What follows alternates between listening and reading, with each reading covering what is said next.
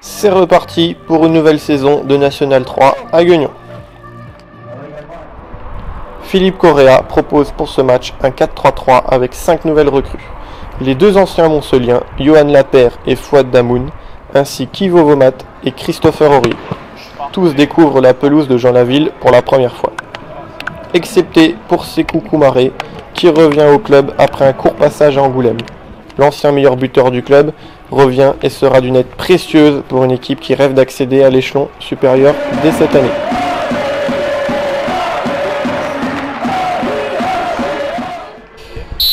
Les ultras sont prêts, c'est parti pour le coup d'envoi. Gueugnon attaque très fort d'entrée. Harrison lancé dans la profondeur. Talonnade pour Mamessier. Il centre pour Christopher Aurier, mais sa frappe s'écrase sur le poteau de Diolo, le portier avalonnais. Christopher Aurier n'est autre que le petit frère de Serge Aurier. Nouvelle occasion sur corner, cette fois c'est Niam Vizi qui reprend de la tête et vient toucher la transversale.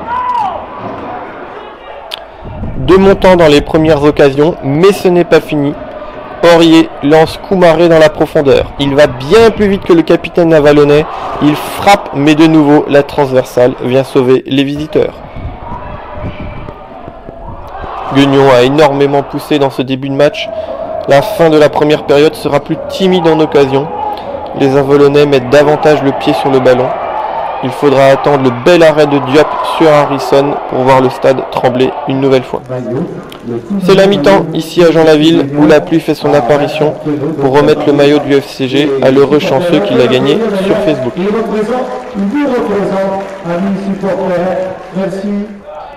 La seconde période commence comme la première. Sur un dégagement de Lapère, Lartaud est trouvé en profondeur sur son couloir droit. Il centre. Et Koumaré reprend du droit et vient tromper pour la première fois Diop. 1-0 pour Gueugnon.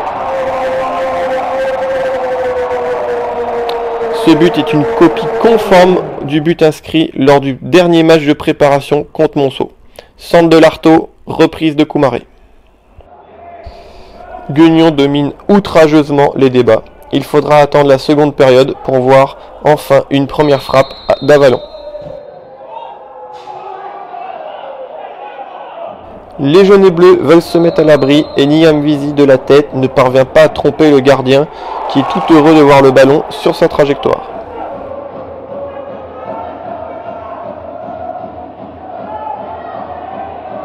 Harrison s'essaye de loin et cela passe tout près du poteau du portier adverse. Gueugnon ne parvient pas à doubler la marque et s'expose à tout moment à une égalisation d'Avalon.